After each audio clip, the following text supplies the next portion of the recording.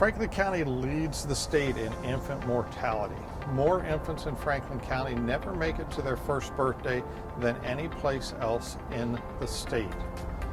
The biggest cause of this is infant safe sleep and the knowledge of how to do CPR and how to relieve a choking item in an infant.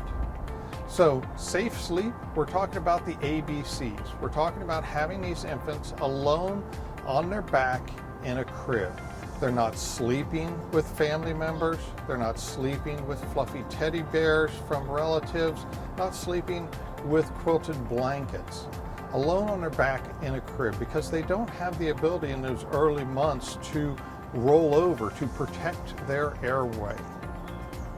Now, when an infant does have a problem, we need to know what to do. And it really is what you will do in those first 5 minutes from the time that you find the emergency until the arrival of the Columbus Division of Fire that is key in whether or not this infant has a chance to survive. If a child or an infant is choking, for every minute that they are not breathing, their chances of survival drop by 10%. So as soon as they start choking, you want to take action.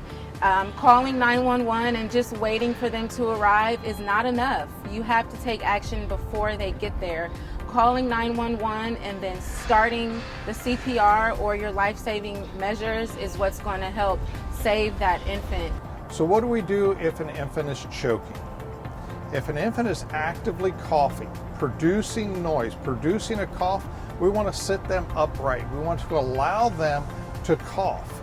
We don't want to smack their back, because if we smack their back at the wrong time, as they're taking a breath in, we could dislodge that item and they could suck it down farther and now have a complete blockage. So allow that infant to cough. If you know for a fact that they were choking, then you want to start with the back blows and chest thrusts. You'll do 5 back blows and 5 chest thrusts back and forth until the item is dislodged or it pops out. If they go unconscious due to lack of oxygen, then you'll want to start CPR.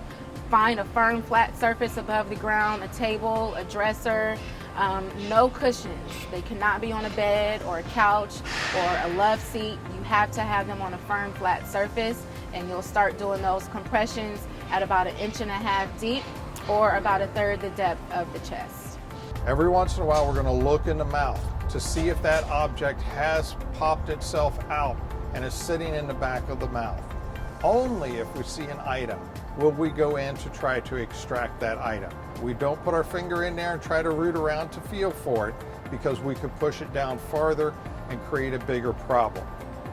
So those are the basic steps for relief of a choking infant. Infant CPR, if we come upon this child, this infant, they're in their crib, they just don't look right, maybe they're pale, maybe we're not able to get any response from them when we're tapping and shouting. We want to get that infant out of that crib. We want to put that infant on a firm, flat surface, a table, a coffee table, kitchen table, changing table is perfectly fine. And we want to go through the steps of CPR. And that's putting 2 fingers in the center of their chest and pushing hard and fast at a rate of 100 to 120 compressions per minute. So somewhere between that iconic Staying Alive song and that Baby Shark song. We want to press down 1/3 of the depth of their chest, which would be about 1.5 inches. Most people are reluctant to press hard on an infant. They don't want to hurt this infant. And if we're doing CPR on this infant, they can't get worse off than they are right now. So that good, high quality CPR, that deep compression, that rapid compression is what is going to give them a chance of survival. It's going to bridge that gap from the time that you called 911 to the time that EMS arrives. So everything that we talk about today is for newborn up to age 1. Come in and take a CPR class with the Columbus Division of Fire. We offer CPR classes. We also offer a Save a Life program. The Save a Life program is a free program that we come out to your community to your civic group, to your social club, to your church group, to your sports group.